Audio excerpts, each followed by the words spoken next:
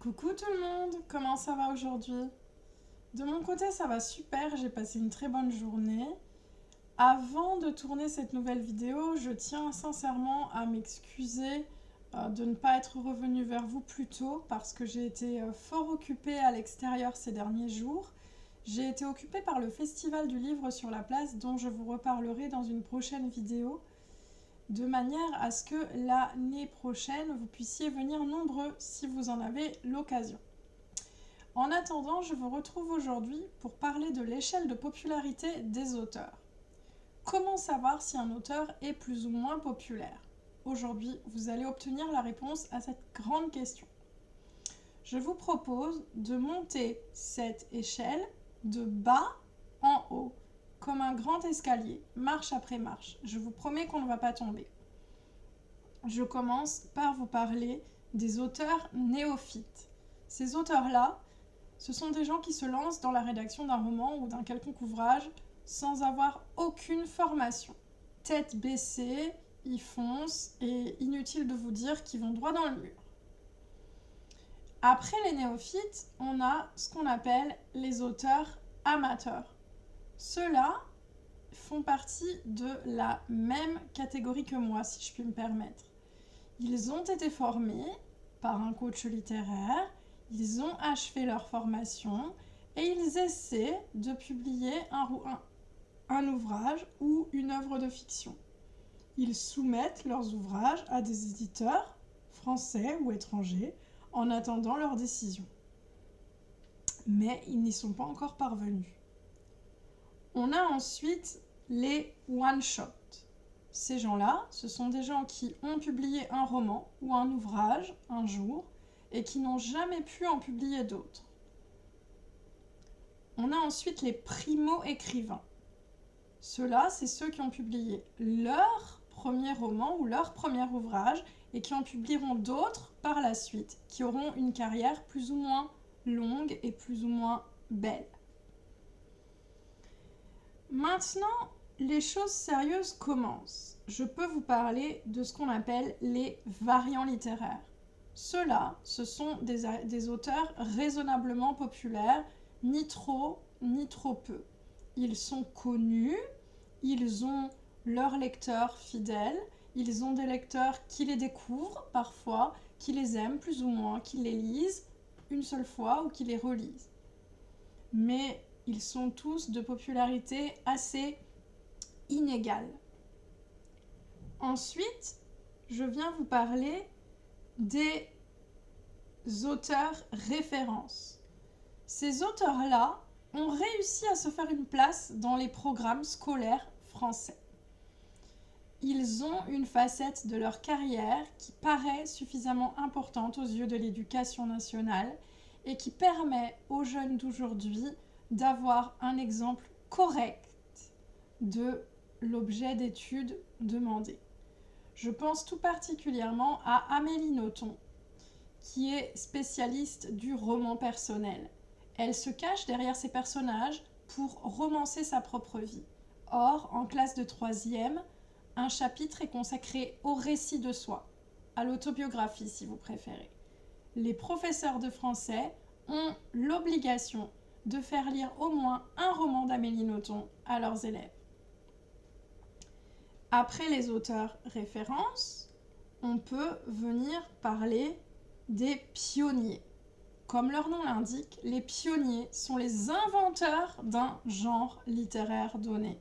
Ils sont l'auteur du premier roman, celui qui va caractériser le genre. Je pense tout particulièrement à Daniel Defoe, l'auteur de Robinson Crusoe, qui est pionnier du roman d'aventure. Après les pionniers, on peut parler des spécialistes. Les spécialistes sont des experts dans leur domaine. Ils écrivent des ouvrages dans un seul et unique domaine donné. Ils se documentent énormément, ont une écriture extrêmement précise. Je pense tout particulièrement à Christian Jacques, égyptologue, qui romance l'Égypte antique d'une manière absolument remarquable. Si vous ne l'avez jamais lu, jetez-vous sur ces romans. Je peux également vous parler des auteurs à responsabilité. Ces auteurs-là, ce sont les auteurs qui se sont fait un nom dans le milieu littéraire au point d'avoir un rôle à jouer dans la création de concours, l'attribution de récompenses ou bien même l'évolution de la langue française. Je pense bien sûr à tous les académiciens. On peut penser à Jean d'Ormesson, qui est aujourd'hui décédé, mais aussi à François Cheng, à Éric Orsena, à tous les membres du jury du prix Goncourt et autres. Je tournerai d'ailleurs prochainement une vidéo sur les différents prix littéraires.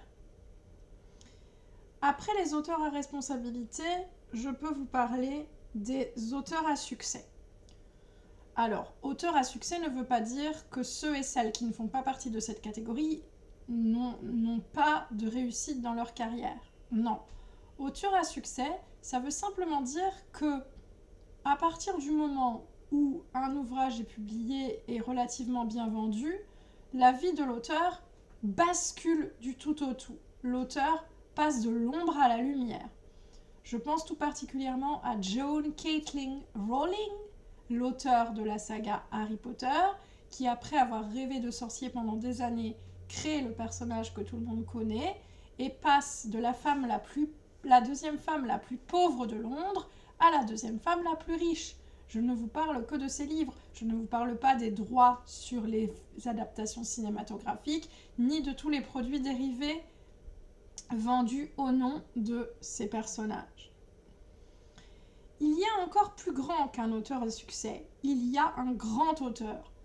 Ce que l'on appelle un grand auteur, c'est un auteur qui gagne sa vie en écrivant, qui vit de sa plume, qui n'a aucune profession secondaire. En France, il y en a environ 3%, ce qui est très peu. Je pense tout particulièrement à Marc Lévy ou Guillaume Musso. Guillaume Musso a d'ailleurs été auteur numéro 1 en France pendant de très nombreuses années. Il est aujourd'hui détrôné par Mélissa d'Acosta. Enfin, je viens vous parler des auteurs intemporels. Ces auteurs traversent les générations, on ne les oublie jamais. Je pense tout particulièrement à la comtesse de Ségur, à ses malheurs de Sophie ou à ses petites filles modèles.